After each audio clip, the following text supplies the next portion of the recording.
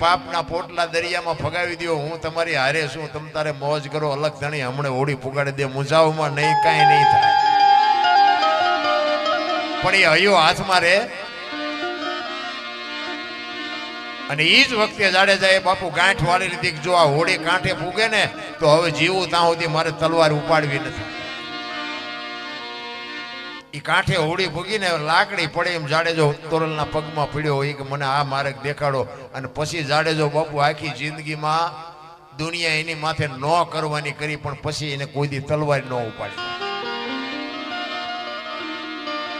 એમ સમય આવે ને જેને વળાંક મારતા નથી આવડતું ને એને માણા જ ન કહેવાય. સમય આવે, મેં હમણાં વાત કરી, ધરતી કપ આવ્યો તારે ન વળ્યા, કોરોના આવ્યો તારે ન વળ્યા, તો આપણને એમ તો જાડેજો પાપી છે કે આપણે પાપી છે?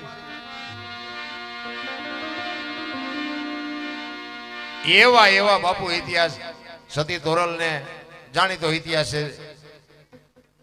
ભજનના માર્ગે ચડાવ્યો ને જાડેજાને. એક દિવસનો સમય, જાડેજો બહાર ગામ જાય છે, સતી તોરલ ને કહે છે આપણો આશરાનો ધર્મ ન જાય હોય, ધ્યાન રાખજો કે કોઈ સાધુ અભ્યાગત ભૂખ્યો ન જાય. અને 4 સાધુ આવ્યા. અત્યારે બધા ભજનમાં ગાય છે સાધુ આવ્યા 1,04,000 જાડેજા. 4 લાખ તો અત્યારે ભેગા નથી થયા, તેદી થયા હોય. આ બધું આમ નામ જ હાલે છે, કોઈ કઈ રોક્યા જ નહીં કોઈને. પણ 4 લક્ષ લઈને આવ્યા હતા, 4 લાખ નહીં. ધર્મ, અર્થ, કામ અને મોક્ષ, તમારું ભજન પાકે ને એટલે અખિલ બ્રહ્માંડના માલિકને તમારી ઝૂંપડી સુધી આવવું પડે. એ જેસલનું ભજન પાક્યું, 4 સાધુ આવ્યા. વિચાર કરે છે જેસલ ઘરે નથી, ઘરમાં મુઠ્ઠી દાણા નથી, સાધુને ખવડાવવું શું? એ કે આશરાનો ધર્મ ન જાય, મને જેસલે કીધું છે. સાધુને બેહાડ્યા અને કીધું બેહો હું આવું. અને બજારમાં ગયા, સધીરની હાટડી દેખાણી. અને જો બાપુ સધીરનો છે ને દુનિયા જે વાતો કરતી હોય, સધીરનો એવો કોઈ હલકો ઈરાદો જ નહોતો. આ તો દુનિયાને છે ને વાતો બાપુ હલકી કરવાનો શોખ છે.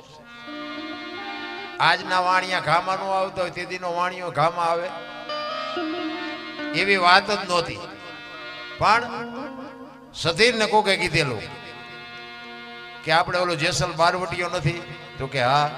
એ કે એક બૈરું ક્યાંકથી ઉપાડી આવ્યો છે ને તો એને બકરી જેવો બનાવી દીધો.